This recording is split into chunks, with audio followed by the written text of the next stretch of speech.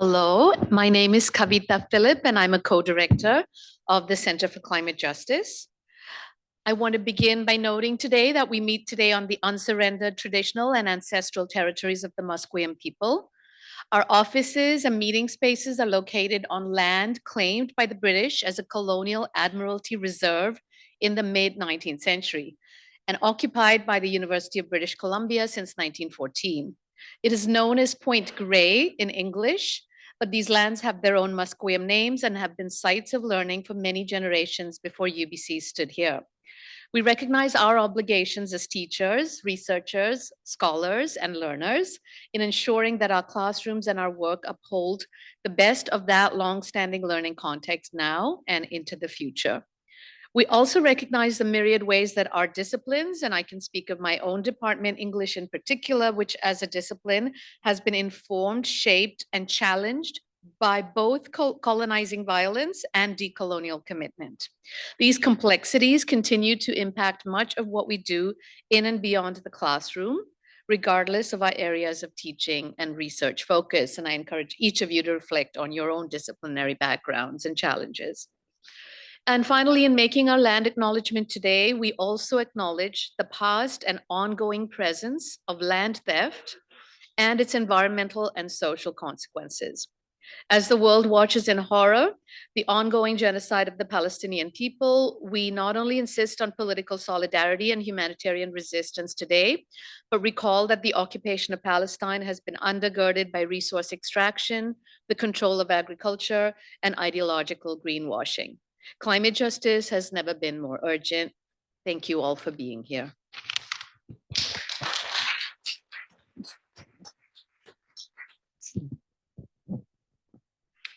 Chokma, Saho Chifat Han, Chikasha Saya, and Chokachafa Mikil Micha James.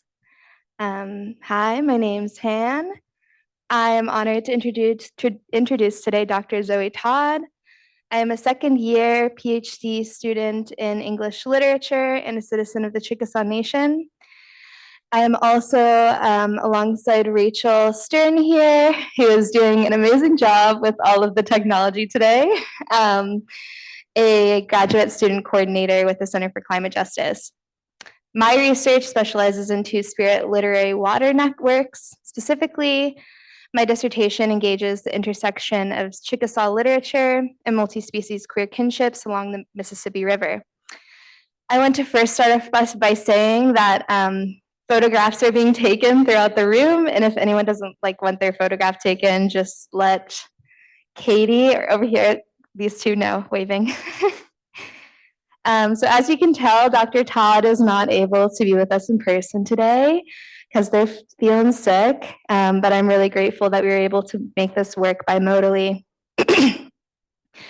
In my MA at the University of Ottawa, one of my professors introduced me to Zoe's work on the political implications of dating the Anthropocene. This work was extremely formative for me because up until this moment, I hadn't been exposed to anything other than white eco-criticism. And most of the, and this was the first really Indigenous perspective on Anthropocene research. Fast forward to today, and Zoe continues to be profoundly influential for me in my research, specifically in their research on fish kin and fossil kin, and how fossil kin only becomes distance from us through petrocapitalism. Dr. Todd's work is medicine for Indigenous communities and has influenced my imagining otherwise in the wake of ongoing colonial extraction. Zoe has something to show all of us as one of the most influential scholars in kinship multi-species studies in Canada. I am honored that Zoe has agreed to speak with us here today. Dr. Zoe Todd is a Red River Métis scholar from Edmonton, Alberta, who studies the relationships between freshwater fish futures and Indigenous sovereignty in Canada, with a particular focus on freshwater fish relationships in Dr. Todd's home province of Alberta.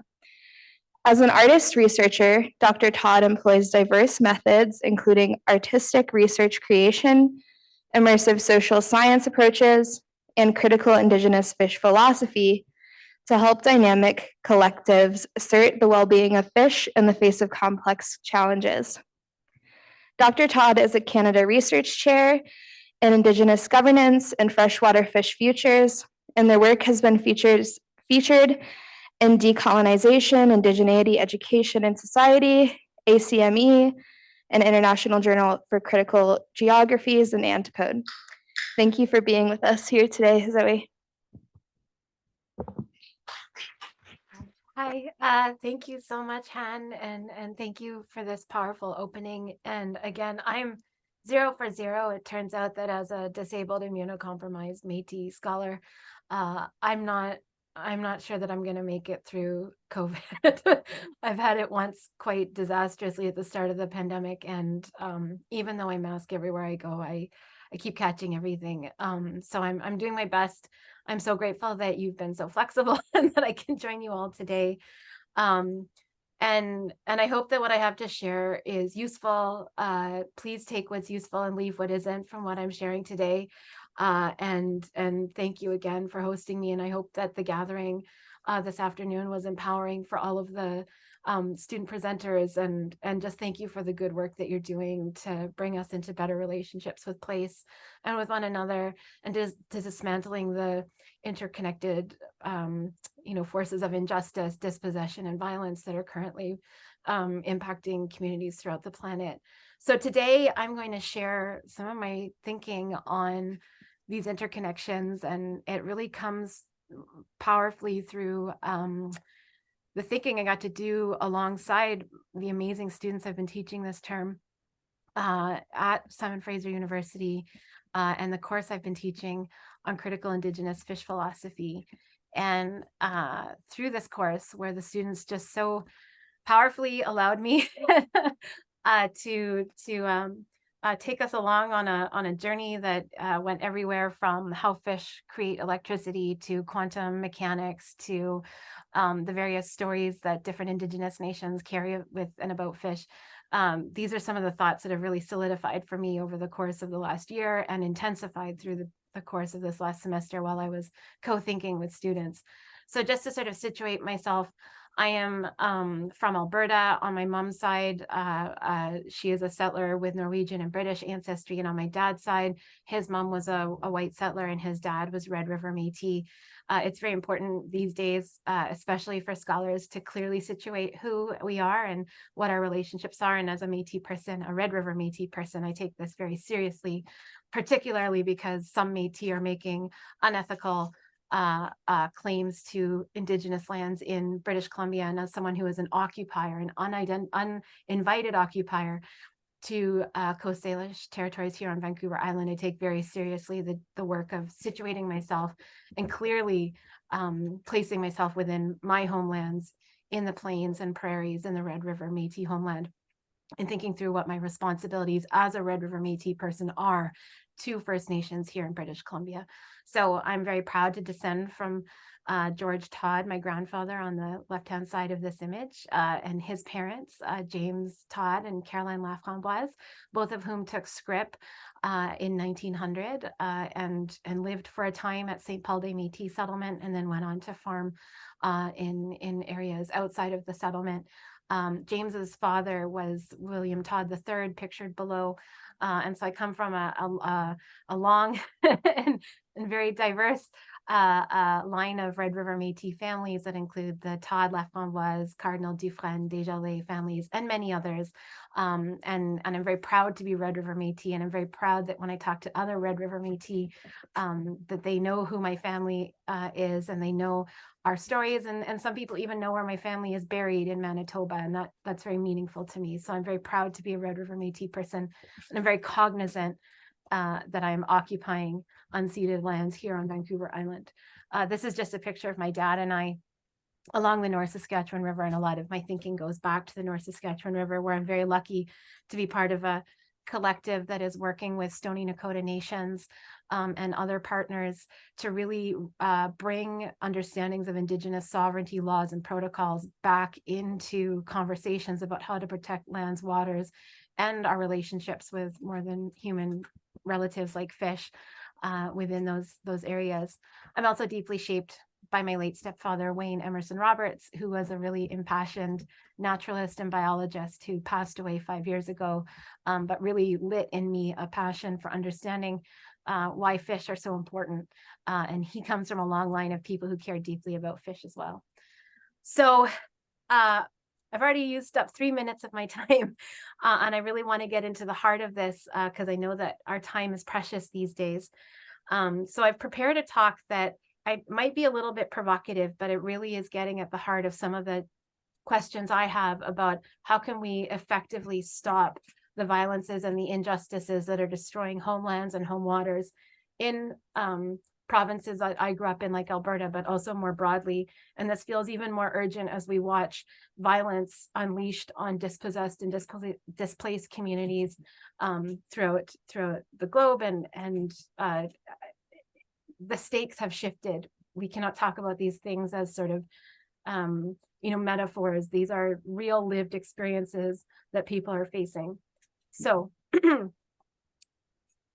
we are living at the crux of many nightmares, shaped by what Karen Barad calls the metaphysics of individualism and what Eileen Morton Robinson calls the white possessive. The metaphysics of individualism splits us into particularized silos governed by imaginary splits between knowing and being, nature and culture, subject and object, so-called modern and non-modern, and into the artificial Euro-colonial binaries and categories of race, gender, class, and other forces used by Euro-colonial actors to dominate and control people around the planet, from metropoles in the European peninsula, and later via their settler outposts. These colonial artifices go against the teachings, beliefs, and practices of a global majority of traditions and peoples.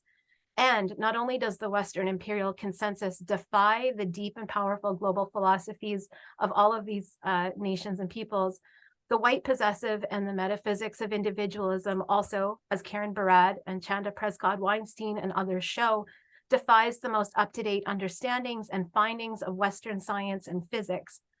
So not only does the current state of things defy the knowing and being of the global majority in our practices, it also defies the very data and observations of Western colonial actors' own disciplines. So over a lifetime of immersion in Western conservation and ecology contexts, from the time I was a small girl, and in fact, my mom joined the Western Walleye Council in Alberta in the 1980s when I was a small child. And as mentioned already, my late stepfather was an impassioned naturalist who worked tirelessly to advocate for many species, including northern leopard frogs and bull trout in Alberta. And over this time, immersed in these conservation spaces, I've borne witness to the impassioned efforts by Western naturalists, biologists, lawyers, environmentalists, and others to protect the environment from ongoing destruction, something that is so keenly felt in Alberta. And despite the dedication of these individuals and organizations, we are still marching towards interlinked climate collapses, or in the words of the UN Secretary General this year, we are now in a time of climate boiling. In recent years, a narrative has emerged within environmental advocacy spaces in so-called Canada, whether it's environmental NGOs, Western academic disciplines, or local, provincial, territorial, federal, and in some cases, even international environmental governance contexts. And that narrative is that what is missing from environmental policy is inclusion. If only they could include previously omitted voices and peoples from their environmental policy and governance, then surely this will correct the current failures to stop environmental catastrophe across myriad homelands, watersheds, and the very climate itself. So as a result, we witness the overwhelming enthusiasm for the dominant paradigm in Canada right now of the reconciliatory concepts of braiding and weaving Indigenous knowledges with Western approaches. And my critiques here are not towards Indigenous peoples who are doing this work. My critiques are towards settlers who have not delinked their practices from the white possessive. This work is glossed in many different ways, but broadly it is underpinned by a Western liberal idea that if we include Indigenous peoples and our knowledges into Western approaches, we will appeal to the hidden conscience and goodness of the liberal project. And this work will change hearts and minds in settler institutions towards a more just, interconnected future. At the end of the day, Indigenous peoples are being asked to reconcile ourselves to uniting our practices with Western ones in order to course correct the wayward actions of the colonizer. This is a seductive approach and admittedly shaped a lot of my early career. And the unprecedented popularity of texts that champion this liberal framework of inclusion, like Robin Wall Kimmerer's 2013 book, Braiding Sweetgrass, illustrates how eager settlers are to find a way to add a dash of native knowledge to current approaches and to gloss this as sufficient to call it reciprocity. My searching question for the proponents of this approach, particularly settler proponents, is what exactly are we being asked to weave or weld ourselves to when we tell Indigenous peoples that the solution to centuries of global ecocide, genocide, dispossession, untold violence, and ongoing bombing, extraction, and devastation of myriad homelands is to dedicate ourselves to reasoning with the unreasonable. Here in Canada, the feds will expound upon reconciliation and braiding knowledges and ethical space in one breath. And I think they actually believe those things when they say them, but they will deploy militarized police assaults on land and water defenders in the next. The assumption made in these well-meaning and seductive liberal reconciliatory framings of braiding, weaving, and ethical space is that the colonizer has a conscience to begin with. But if we dive into how Western knowledge concretized into its current forms over the last millennia, which is work that brilliant thinkers like Vine Deloria Jr. and Sylvia Wynter have done already, what we learn is that we are reckoning with a body of knowledge and action that has programmed and coded ethics and reciprocity out of its algorithms. So Western knowledge, shaped over centuries of extraction and dispossession, is in fact a form of artificial intelligence. And by this, I mean the artifice of Newtonian mechanistic framings of the universe and Cartesian dualities that now haunt every part of Western society were co-conceived in a time of Euro-colonial genocide and dispossession across hemispheres. These concepts worked to reinforce one another. And as Vanessa Watts has argued, the split between knowing and being that people like Descartes encouraged in European thought is at odds with Indigenous systems and practices that combine knowing, being, and action. Ruha Benjamin, Sophia Noble, Simone Brown, and Timnit Gebru have demonstrated the racism inherent in Western tech and algorithms, and the scholarship calls upon us to dismantle these racist biases and the racism that shapes these systems. I personally believe, after 20 years of working in these contexts, my lifetime in conservation contexts, my training in science, I believe that at the heart of the artificial intelligence that Europe unleashed globally in 1441, as it metastasized out of Europe and began chattel enslavement of African peoples in West Africa, and later dispossessed peoples across all continents, is Aileen Morton Robinson's concept of the white possessive operationalized as an algorithm. So in the words of Dr. Morton Robinson, in the opening of her book, she cites her late uncle, Benjamin Morton, who states, quote, "The problem with white people is they think and behave like they own everything," end quote. And this white possessive, it permeates everything. It permeates the entire existence of the colonial capitalist imperialist project. And it shapes the anti-Blackness and anti-Indigeneity and dispossession and violence at the heart of Western colonial capitalist imperialism. And it shapes every aspect of Western thought, governance, and action. So I'm aiming today in this talk to intervene gently in the juggernaut of metaphors of braiding, weaving, and ethical space between Indigenous and Western knowledges that are currently shaping Canadian conservation and ecology. And I'm making an impassioned plea for approaches that firmly center the broader metaphysical entangled realities that shape the universe. So not just metaphors, but in Karen Barad's framing, the literal space-time matter that we all navigate. To do this, I advocate for work that centers critical Indigenous studies, Kim Talbert and Jessica Kolepanuk's work in Indigenous science and technology studies, and myriad global decolonization work by so many brilliant people. I call for solidarity with the global majority of displaced and dispossessed peoples, rather than advocating for Indigenous peoples to weave ourselves through reconciliation to imperial regimes. Because as we see at the moment, in many different contexts, they will include us in their violence against other displaced and dispossessed peoples. And that implicates us in that ongoing suffering. And finally, I advocate for an understanding of the interrelations of power, white supremacy, extraction, and imperialism that are destroying our homelands and our home waters. I will outline an alternate framing, one that invites us to move away from tarrying with the outdated liberal Enlightenment concepts that drive the white possessive and the metaphysics of individualism in the settler colonial state. Instead, I invite us to assert what Vine Deloria Jr. argued in 1979, which is that it's time for Western society to catch up to Indigenous and non-Western systems and approaches that center the undeniable interconnection, interdependence, and interbeing of the universe. In fact, Vine Deloria argued that when Western science uncovered quantum mechanics in the early 20th century, it had finally reached the starting point of Indigenous and non-Western knowledges. So I think that we deserve better than what the state is, inviting us to do, which is to weave or braid with the ghosts of Descartes, Pope Alexander IV, who declared the doctrine of discovery that countries like Canada still rely on to assert the fiction of Canadian sovereignty over Indigenous nations. And we deserve better than to be forced to tarry with the ghosts of Newton and others who naturalized the violent algorithms and artificial intelligence deployed to dispossess whole peoples and continents since 1441. Instead, I invite Western practitioners to divest from the white possessive and embrace the reality of our interdependence with one another and with all existence, without domination, without the white possessive, and without control.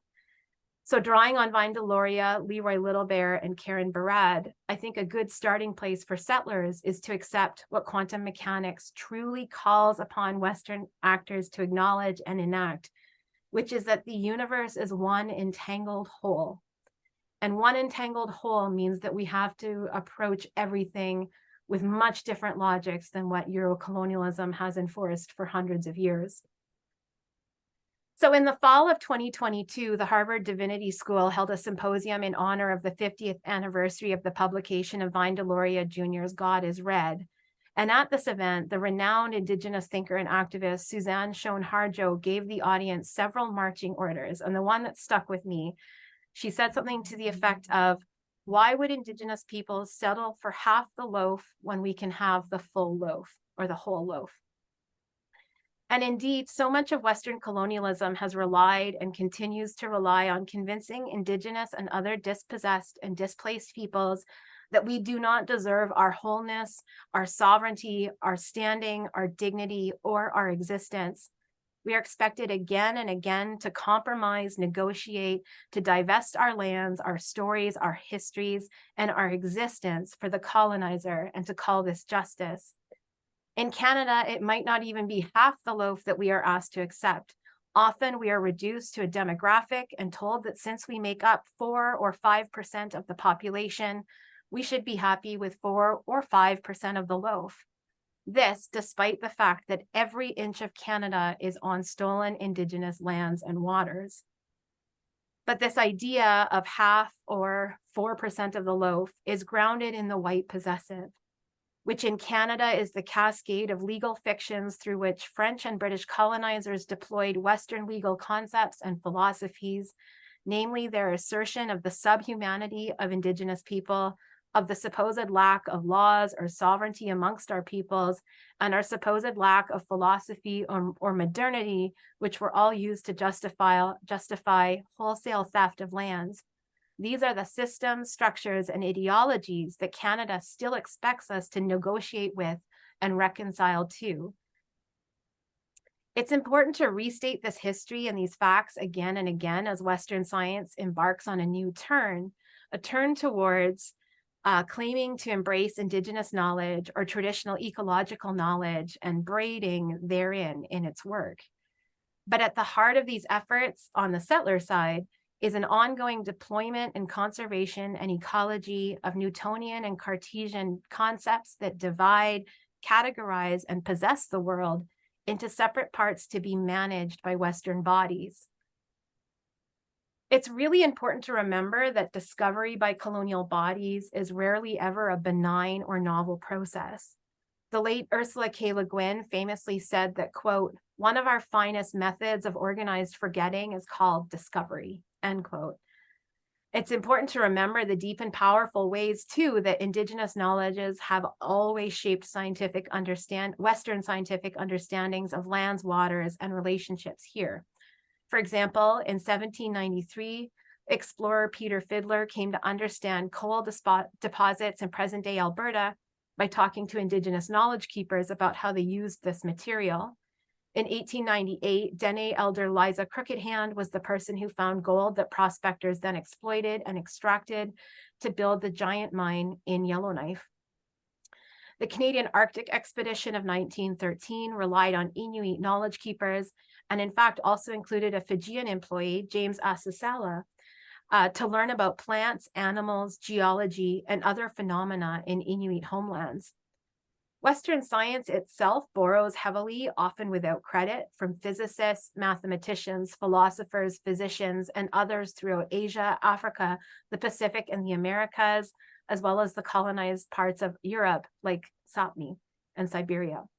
Without algebra, algorithms, and many other crucial insights from outside Europe, Western science could not operate to elucidate the wonders of the world and the cosmos as it does today. In fact, Erwin Schrödinger, whose famous wave equation provocatively disproved the Cartesian dualities and binaries baked into the classical physics that were used, as Jody Bird has shown, also to shape the colonial period of rampant dispossession and theft across continents. And Erwin Schrödinger himself was deeply influenced by Asian philosophers. So even with this history of Indigenous and non-Western knowledges intimately informing and shaping Western studies of lands and waters and existence in Canada, which anthropologist Isaiah Wilner has extensively documented here on the West Coast, conversations between non-Indigenous and Indigenous peoples and communities working to enact policies to protect lands, waters, and fish and other relations can often be directed or falter around perceived binaries, differences, or the incommensurability of Western science and Indigenous knowledge. This perception by non-Indigenous policymakers and scientists of the supposed incommensurability or incompatibility of Indigenous knowledge with Euro-Western science and law reinforces the quiet and sometimes not so quiet theft of our knowledges and practices by European bodies, through which these insights have been ventriloquized without citation for decades and centuries. So this is a real paradox because we're told that our knowledges are incommensurable, but then Europeans have been stealing it since as long as they have enacted their own aggregation of knowledge and pass it off as their own. So as Vine Deloria warned us in 1997, quote, "The bottom line about the information possessed by non-Western peoples is that the information becomes valid only when offered by a white scholar recognized by the academic establishment. In effect, the color of the skin guarantees scientific objectivity." So even today, as settler scientists and others are embracing traditional ecological knowledge and Indigenous knowledges, and this is exploding across the natural and social sciences and environmental NGO spaces, and this is coming after decades of advocacy by Indigenous communities and scholars for scientists and others to take Indigenous people seriously.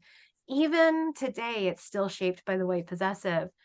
And so scholars have warned us that without decolonization and divesting from the white possessive, this current interest in Indigenous and knowledge and traditional ecological knowledge risks being what Martinez and others, and Martinez and Bruno Serafin and others who co-wrote this recent paper, they call it the TEK rush. So they're working in California in fire contexts, and they're noticing that settler scientists and settler institutions are treating Indigenous knowledges as another resource to be mined and extracted, not so different from the gold rush that swept across Western North America in the 1800s and dispossessed countless Indigenous peoples, and those impacts reverberate today. So we're in this position where our knowledges are being acknowledged, but the structures of settler colonialism still have not figured out how to do that in a way that is not harmful. So given all of this, and I know that I've started like pretty heavy here, but I do think there's a way for Western actors to divest from the colonial artifice and white possession that is destroying the planet.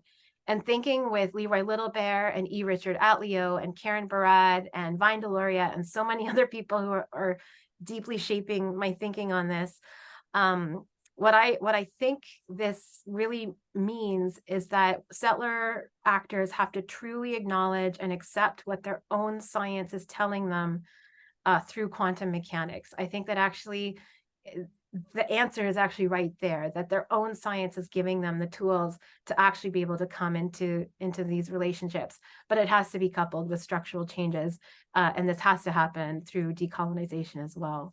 So from the 1600s to the early 1900s, Western actors operated through a conception of the universe as an object with predetermined truths that they simply needed to measure scientifically in order to understand the underlying reality. So this was what I think of as the programming, and these were the algorithms through which colonial imperialism insatiably dispossessed whole peoples and continents in the name of European commerce and control, building on the logics and practices that they had refined in the 1400s and 1500s.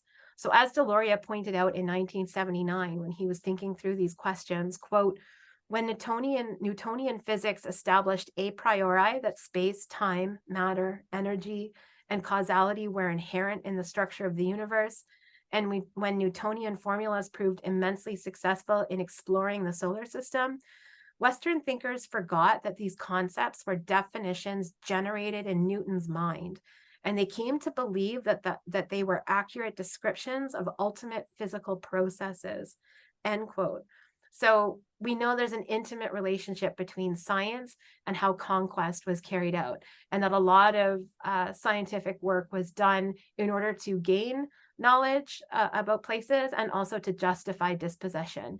And we see that intimate interconnection of science, technology, and genocidal violence carried out still today. But as Euro-colonialists refined their measurement practices and technologies, sorry, I just need a sip of water. But as Euro-colonialists refined their measurement practices and technologies through the 1800s, the data they were collecting through their scientific experiments started to confound the frameworks championed by Newton and his contemporaries. I'm so sorry. The cold's coming to get me. I'm just going to mute for a second, and I'm going to just cough off my.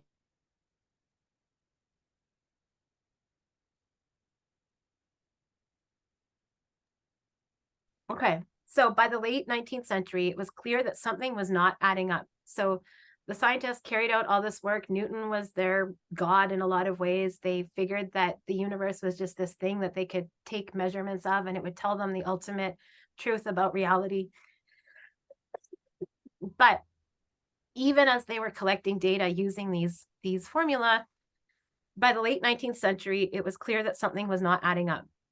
During the same period when Canada was mobilizing its military violently and in a deadly manner against the Red River Métis in our armed resistances, and while the US was violently violating the sovereignty of the Philippines, Britain continued its assault on Indian sovereignty. And while European imperialists were dispossessing Africa in a genocidal scramble for land and resources on the continent, laboratories in Europe were returning inexplicable and confusing data on the nature of existence. So even in all of this genocidal violence, the data using Newton's formulas was pointing to them to something very confusing. So this data eventually yielded one of the single biggest scientific revolutions of recent history. The shift happened gradually enough. At first, they amended their classical physics frameworks with special relativity when Einstein discovered that space is curved and that space-time is one interconnected whole. But the data kept yielding even stranger results that forced a break with classical physics altogether. This quantum revolution asserted a completely different way of understanding the nature of the universe, one that was not mechanistic or clock-like as Newton had imagined, or binarized and particularized as Cartesian dualities would lead us to believe, but in fact that the universe is an expression of interactions, as Karen Barad would say, of space-time matter altogether. And I'll explain this in more detail because I'm guessing you didn't think you were going to get a lecture on quantum mechanics today from an Indigenous anthropologist who is not a physicist. So Dr. Leroy Littlebear reminds us in a talk he gave at Arizona State University in 2011 that for Albert Einstein, the business, quote, the business of science was really about reality. And further, quote, it was about stretching the edges of where human knowledge was, end quote. Dr. Littlebear also reminds us that Indigenous philosophies, protocols, language, and experience are also in the business of explaining reality. In fact, all humans are in the business of explaining reality. It's one of the things we do with our time here. So as Littlebear and Deloria and Barad all show, Western science already has models within its own history to help it move past its perception of Indigenous knowledge as incommensurable with Western science and to open itself up to being curious about how all people on the planet come to explain reality. So I'm going to illustrate why this matters with a humble reference to light. So after centuries of debate within Western physics and philosophy over confounding data that hinted that light was either a wave or a particle, and they couldn't agree on this because the data was showing them, confounding things. Albert Einstein famously concluded in 1905 that it was simultaneously both. And you can imagine how like frustrating and provocative this would have been for folks who were trained in centuries of certainty about the separation of space and time, the separation of object and subject, and that things had definite particularized kind of existences. And then they were forced to accept that light could actually be both a wave and a particle. But it went further. This discovery, coupled with the later realization that the entire universe is in fact one single wave function, heralded an unprecedented paradigm shift after Thomas Kuhn's work that still reverberates today in cutting-edge scientific contexts. But for some reason, in other spaces, we are still sort of forced to work with the pre-paradigm shift Enlightenment contention that the world is linear and made up of siloed parts that do not intimately shape one another simultaneously. And also we're forced to live the lie or the false assertion that we are separate from the world. So Karen Barad calls this the metaphysics of individuality, as I've referenced repeatedly. And through this individualistic dichotomized paradigm, it's all too easy for colonial bodies like settler states like Canada and the settler practices of conservation and ecology, and even settlers working in climate change, to still approach research ethics and practices through the white possessive. But with the knowledge that light, electrons, and other phenomena can exist simultaneously as a wave and a particle, both a wave and a particle, and that in fact a particle is a momentary expression of a wave, some corners of Western science have been forced to embrace the discomfort and complexity that comes with paradoxical ways of explaining the physical nature of reality. And this has forced some scientists to deal with complex and previously impossible for them to imagine issues, like the supposed impossibility that two particles can instantaneously influence one another across vast distances, which we now know as quantum entanglement, and which is completely reasonable within Indigenous cosmologies. That makes absolute sense within many, many different Indigenous cosmologies, but completely upends the entire programming and coding of Western colonialism, because it needs that white possessive metaphysics of individualism to allow it to break things apart, claim lands and places, and possess and violate peoples. So reflecting on the ways that quantum mechanics upends the classical physics that prevailed during the colonial period, Vine Deloria pointed out in 1979 that, quote, scientific inquiry has now become part of a larger process of interaction that can only be described as incorporating relationships of personal quality with nature to produce knowledge. Western science has thus arrived at precisely the starting point of non-Western peoples in apprehending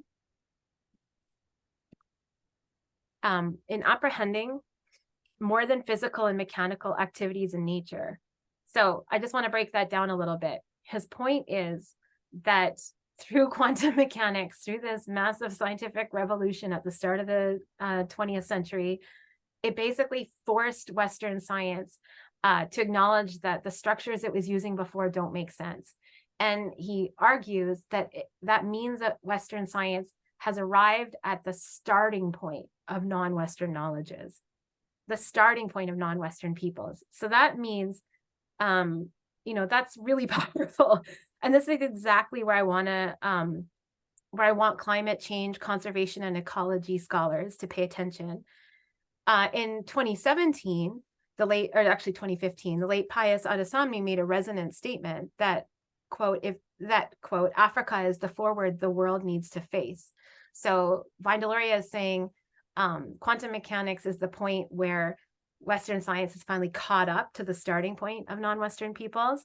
And Professor Adesanya is making the point that Africa is the forward the world needs to face. Both of these are upending that idea that the European peninsula is actually, at the cutting edge. It's actually that the European peninsula has an opportunity to come into these much deeper and longer practiced ways of understanding existence.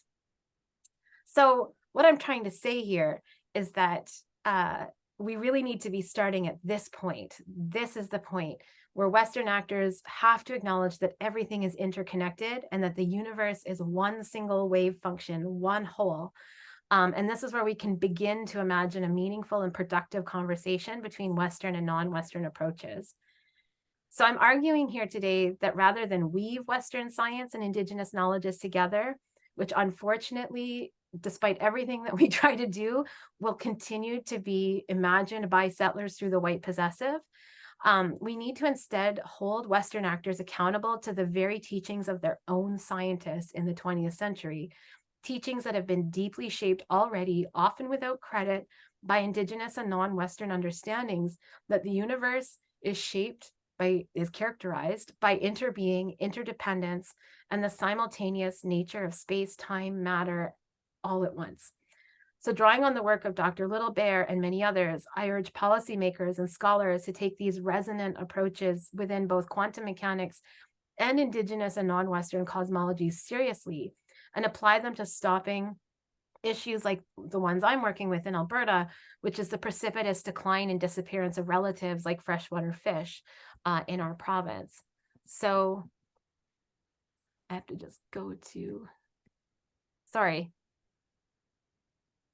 I'll get there, I promise.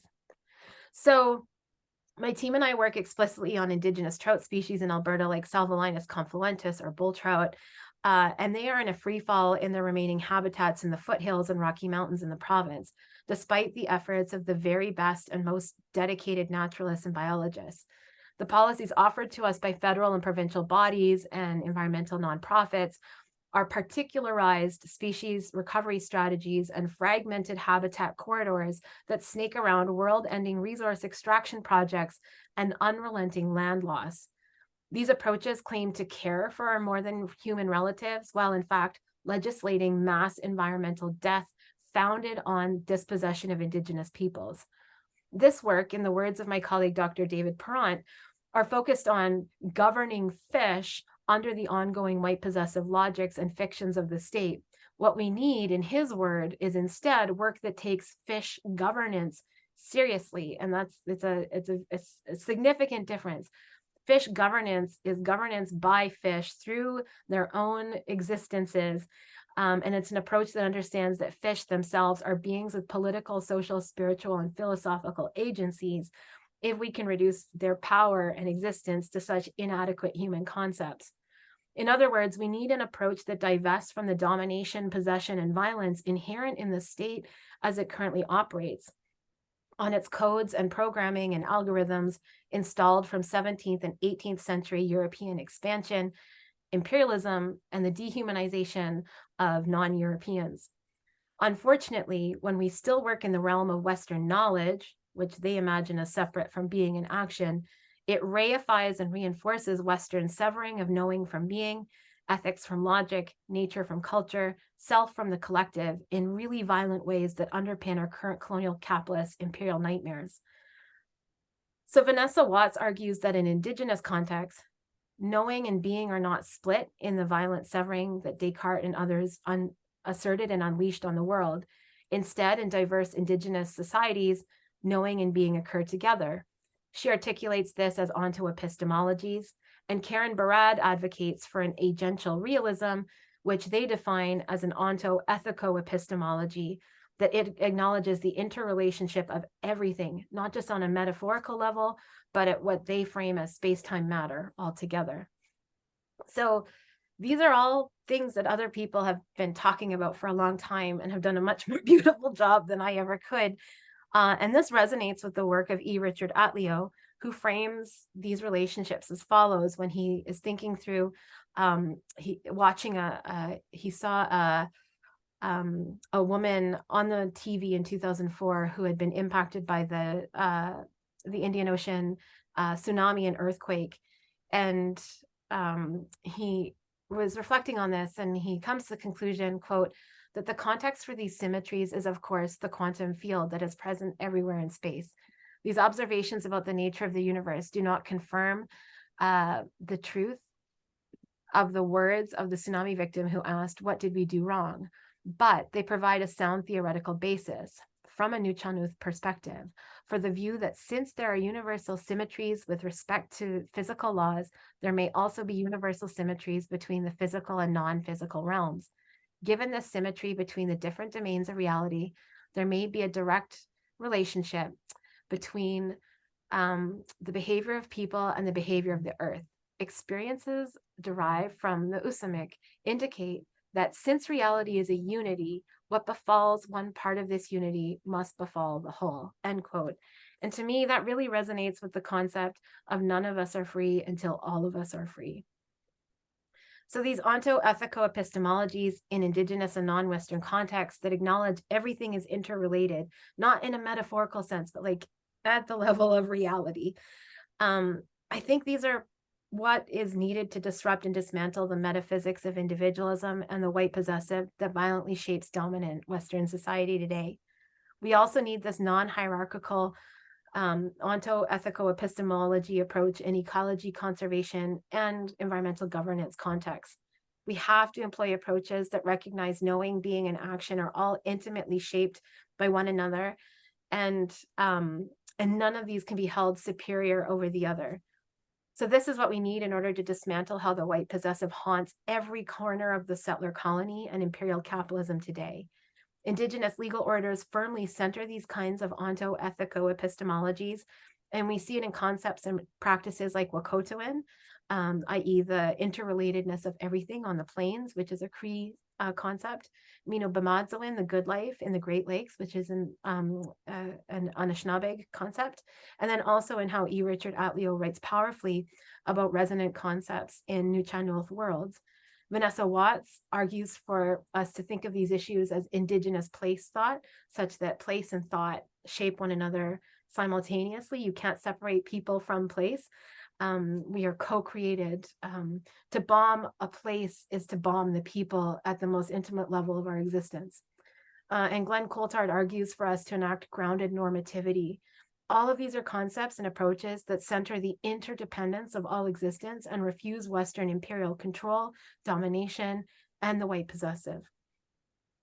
So what European Enlightenment era thinkers forgot is that the human artifice we employ to measure, see, sense, and make sense of the world is not the world.